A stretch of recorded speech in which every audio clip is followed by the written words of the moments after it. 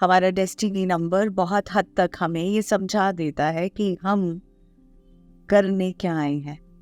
मतलब किस तरह का काम करेंगे तो हम बेटर फील करेंगे, कंटेंटेड फील करेंगे। और कहते हैं ना, जिस काम के लिए हम आए हैं अगर वो काम बखूबी हो जाए तो एक सेंस ऑफ अचीवमेंट और सेंस ऑफ सेटिस्फैक्शन हमेशा रहती है। आज की वीडियो में हम बात करेंगे डेस्टिनी नंबर 5 की।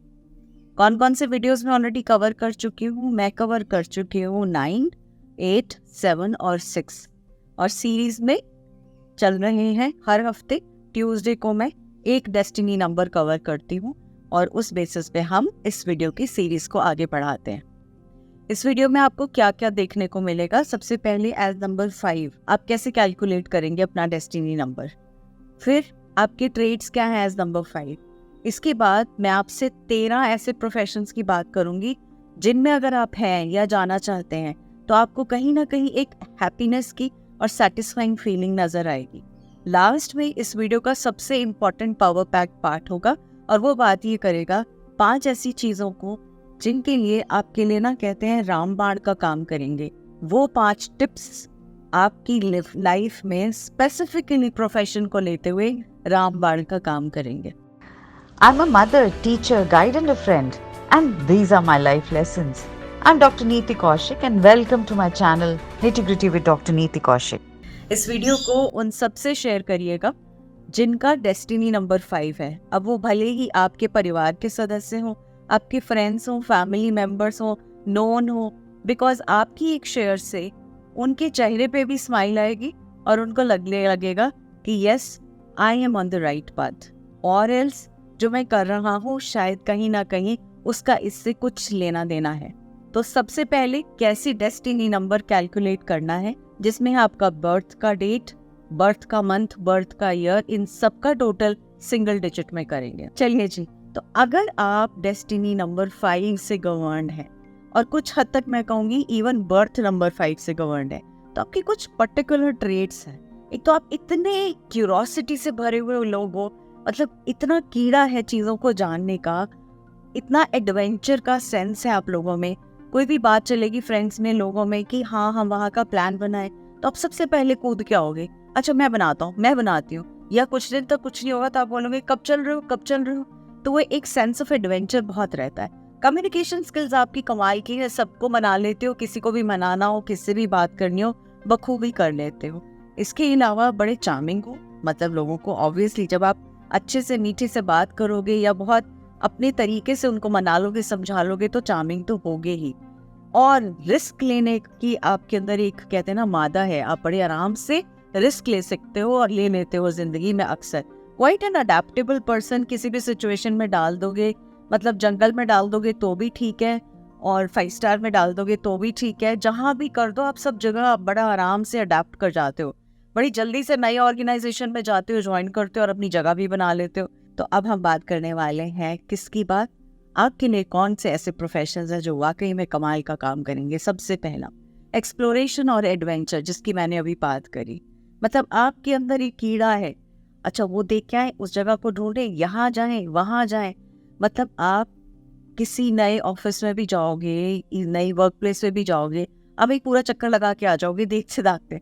अच्छा मैंने देख लिया है, वहाँ पे बॉस यहाँ बैठते हैं, सबॉर्डिनेट वहाँ बैठते हैं, इस जगह पे 5 ये हैं, इस जगह ये। मतलब आप शाम तक आओगे, नई जगह होगी तो भी आपको पता रहेगा क्या है।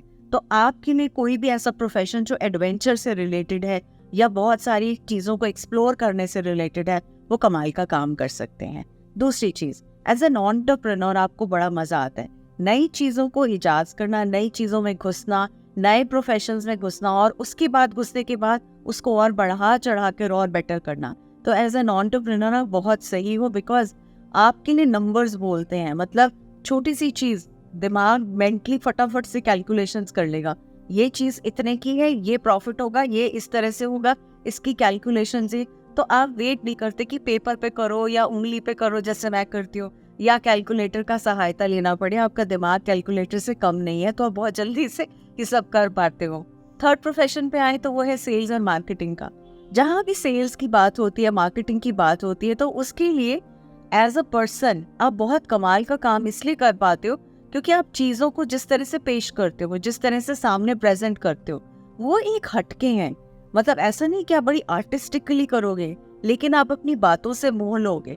ऐसे मोह लोगे कि अगला इंसान कहेगा हाँ यार, जो कोई एक सामान लेने आया होगा, आप जैसे लोग वहाँ होंगे तो वो एक के साथ 10 और दे देंगे, तो वो 11 चीजें लेकर जाएगा, तो आप उनमें से हो। तो ऐसे लोगों को सेल्स एंड मार्केटिंग प्रोफेशन में जरूर कुछ ना कुछ करते रहना चाहिए।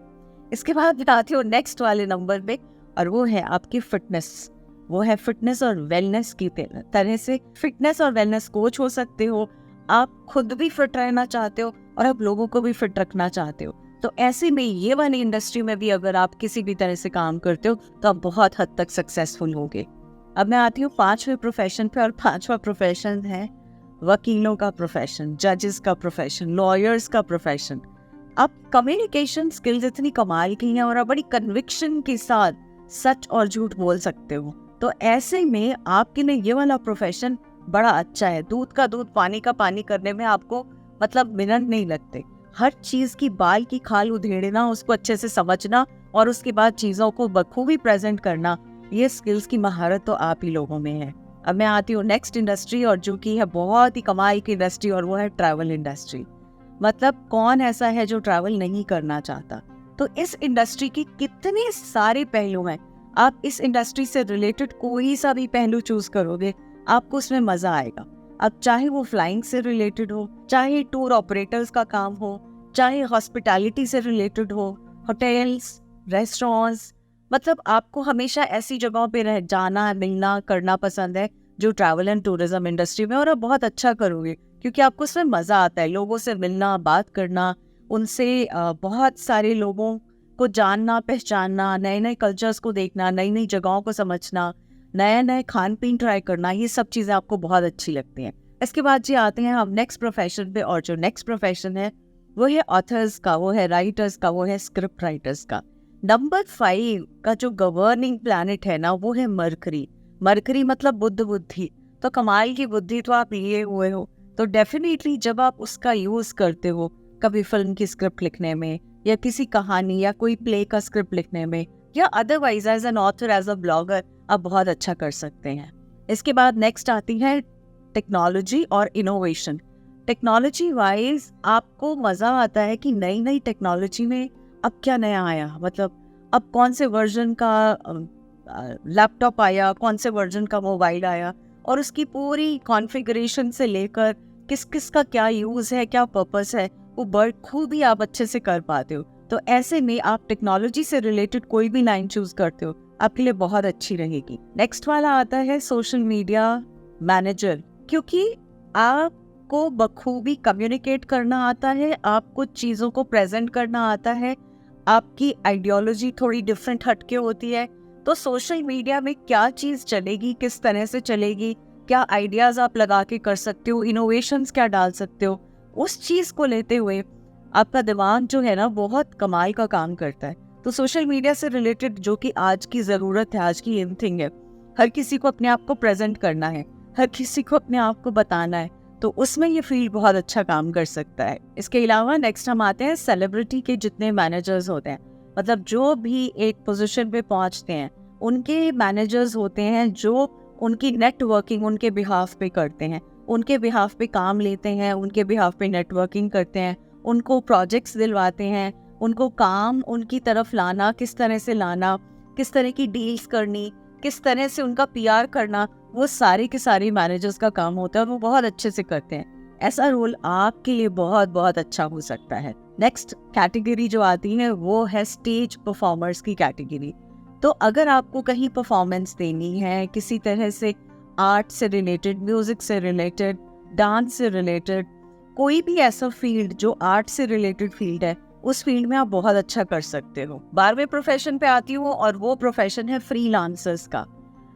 आप उनमें से हो जिसको कहा जाए ना बांध के बंद कमरे में, मतलब एक ऑफिस में आपको 9 to 5 की जॉब करने को बोला जाए और एक सेट रिजीम में बोला जाए, या वो सेम बोरिंग काम करने को बोला जाए, तो आप छटपटा जाते हो। आपको लगता है किसी बहाने से उठ जाओ, मतलब 1 घंटा काम करोगे, फिर उठोगे, उठ के जाओगे, इधर उधर घूम के आओगे, 4 से बात करके आओगे, मस्ती मार के आओगे, और कुछ नहीं तो चाय पानी पीने के बहाने 10 से बात करते हुए आओगे। तो ऐसे में आप लोग जब आप फ्रीलांसिंग कोई भी वर्क करते हो या वर्क फ्रॉम होम करते हो, फ्लेक्सिबल इंडिपेंडेंटली अपना काम करते हो, वो बहुत आपके लिए ठीक रहेगा, क्योंकि उसमें आपके पास अपनी लिबर्टी होगी कि मुझे कितनी देर टाइम देना है और कितनी देर मुझे खुद को टाइम देना है। तो ऐसे में फ्रीलांस अगर आप काम करते हैं, आप डेफिनेटली सक्सेसफुल हो सकते हैं। अब मैं 13वें प्रोफेशन पे आती हूँ और वो है बिजनेस ओनर्स का।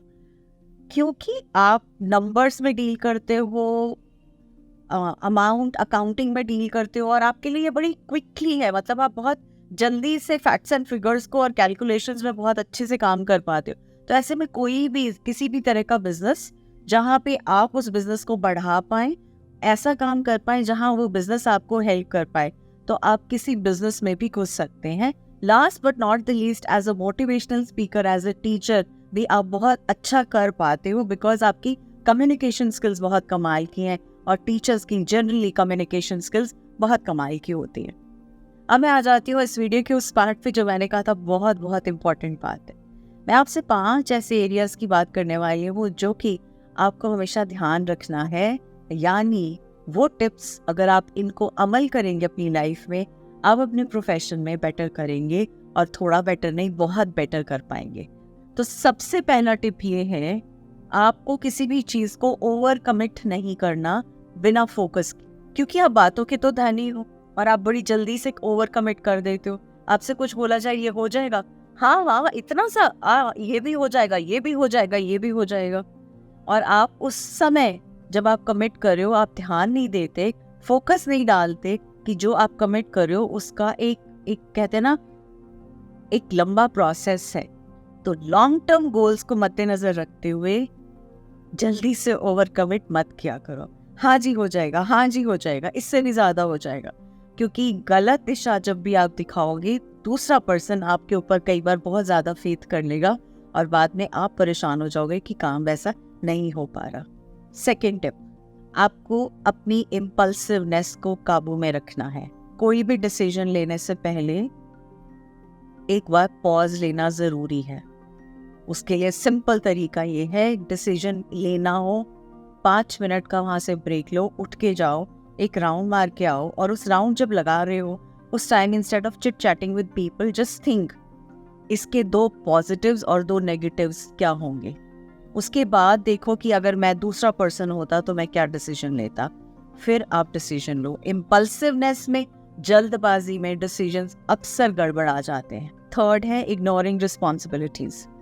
बहुत बार आप अपनी जो रिस्पॉन्सिबिलिटीज हैं उनको इग्नोर करते हो और प्रेजेंट में जीना चाहते हो, क्योंकि आपके लिए कोई भी चीज़ जब रूटीन होने लगती है तो आपको बहुत बोरिंग लगने लगती है, और उसके बाद आप वहाँ से हट जाते हो।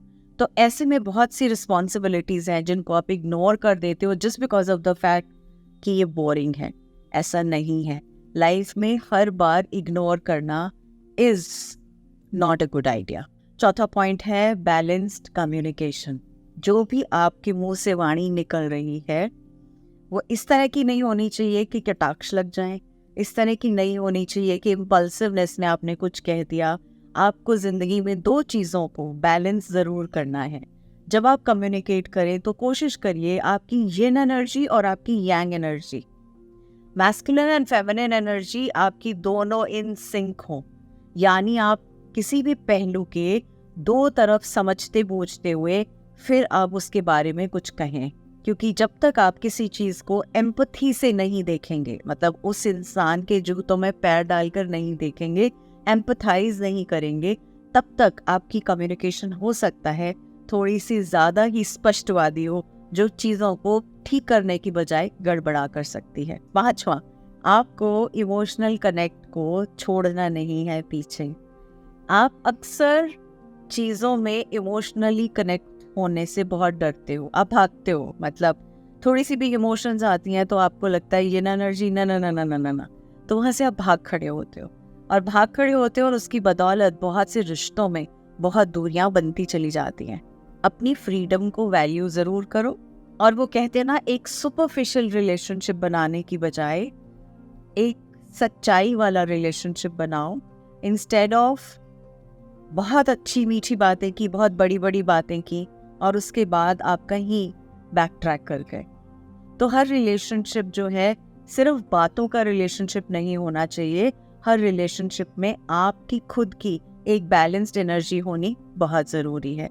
वो आपकी रिलेशनशिप को सुपरफिशियल नहीं बनाएगी, झूठा दिखावे वाला रिलेशनशिप नहीं बनाएगी, जो कि अक्सर मैं देखती हूँ। और स्पेसिफिकली मेरी लाइफ में तो बहुत से ऐसे लोग आए हैं जहाँ पे मैंने एज बॉसेस या उनके साथ काम किया तो उन्हें बहुत हद तक सुपरफिशियल रिलेशनशिप की तरह से डील करते हुए देखा बहुत से लोगों के सामने से कुछ और उनके चले जाने के बाद कुछ। तो ऐसे में I personally feel and I am of this opinion कि ये चीज़ इंसान को बहुत लंबी रेस का घोड़ा नहीं बनने देती। तो आप कोशिश करिएगा, क्योंकि आप इतने प्यार से बात करते हो, इतने अच्छे हो, तो उसके अंदर सच्चाई का मादा ज़रूर रखिएगा। So this was all about number 5 and the professions, plus आपके लिए इम्पॉर्टेंट पॉइंट्स जो आपको ध्यान में रखने। इसके बाद हम सीरीज में आएंगे नंबर 4 पर, और वो हम आएंगे next week. Thank you so much. I am very very sure आपको बहुत वीडियो पसंद आई होगी। प्लीज़ इस चैनल को सब्सक्राइब करिएगा, वीडियो को लाइक करिएगा और अपने फ्रेंड्स एंड फैमिली के साथ शेयर करिएगा। Thank you so much. God bless you and sending lots of love to you.